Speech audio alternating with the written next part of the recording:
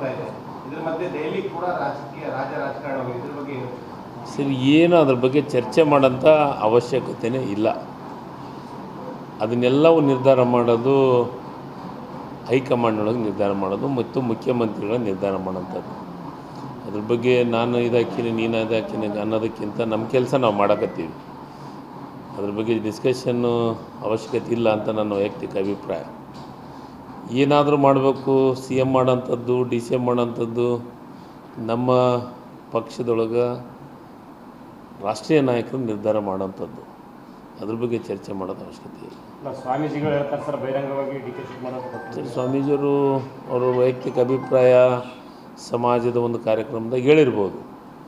ಆದರೆ ಸ್ವಾಮೀಜಿಯವರು ಹೇಳಿದ ಮೇಲೆ ಅದು ನಿರ್ಧಾರ ಆಗೋದು ಇದೆಲ್ಲ ಅಲ್ಲ. ಅದು ಏನು ನಿರ್ಧಾರ ಆಗೋದು ಹೈಕಮಾಂಡ್ನೊಳಗೆ ದಿಲ್ಲಿ ಮಟ್ಟದೊಳಗೆ AICC ಅಧ್ಯಕ್ಷರಿದ್ದಾರೆ, ದಿಲ್ಲಿಯೊಳಗೆ ರಾಹುಲ್ ಗಾಂಧಿ ಇದ್ದಾರೆ, ಸೋನಿಯಾ ಗಾಂಧಿಯವರು ಇದ್ದಾರೆ.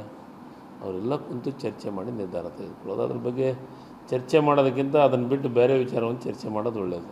CM ಬದಲಾವಣೆಯನ್ನು ಅವರೇ ಪ್ರಸ್ತಾಪ ಮಾಡ್ತಾರೆ ಸರ್, ಅದನ್ನೇ ಹೇಳಿದ್ನಲ್ಲ, ಸ್ವಾಮೀಜಿಯವರು ನಾನು ಆ ವೇದಿಕೆ ಮೇಲೆ ಇದ್ದೆ. ಕೆಂಪೇಗೌಡ ಜಯಂತಿಯ ವೇದಿಕೆ ಮೇಲೆ ನಾನು ಇದ್ದೆ.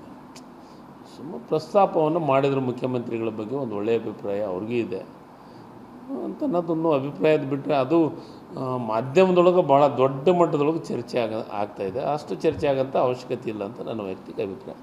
ಇದೆಲ್ಲ ನೋಡಿದ್ರೆ ಎರಡೆರಡು ಪೀರಿಯಡ್ ಏನಾದರೂ ಕಮಿಟ್ಮೆಂಟ್ ಇದೆ ಅನ್ಸುತ್ತೆ ಸರ್. ಈಗ ಅದು ಕಮಿಟ್ಮೆಂಟು ನಿರ್ಧಾರ ಮಾಡೋದು ಹೈಕಮಾಂಡ್ ನಿರ್ಧಾರ ಆಗೋಂಥದ್ದು. ಅದ್ರ ಬಗ್ಗೆ ನನ್ನ ವೈಯಕ್ತಿಕ ವಿಚಾರ, ಅದ್ರ ಬಗ್ಗೆ ಚರ್ಚೆನ ಅವಶ್ಯಕತೆ ಇಲ್ಲ ಅಂತ ನಾನು ಹೇಳ್ತಾ ಇರೋದು. ಸರ್, ಅದು ಹೈಕಮಾಂಡ್ ನಿರ್ಧಾರ, ನಂದು ಯಾವುದೂ ನಿರ್ಧಾರಗಳು ಇಲ್ಲ. ನಾನು ಮಾಡೋನು ಅಲ್ಲ, ಅದ್ರ ಬಗ್ಗೆ ಚರ್ಚೆ ಮಾಡೋನು ಅಲ್ಲ. ಅದಕ್ಕೆ ಯಾಕೆ ಡಿಸ್ಕಷನ್ ಮಾಡಲಿ ಸರ್? ಕಾಂಗ್ರೆಸ್ಗೆ ಬಹುಮತದೇ ಆದರೆ ವಿಶ್ವಾಸ ಮತ ಇಲ್ಲ ಅಂತ CT ರವಿ ಹೇಳ್ತಾರೆ. ಸರ್, CT ರವಿಗೆ ಏನು ಗೊತ್ತಿದೆ? 136 ಈ ರಾಜ್ಯದ ಜನರು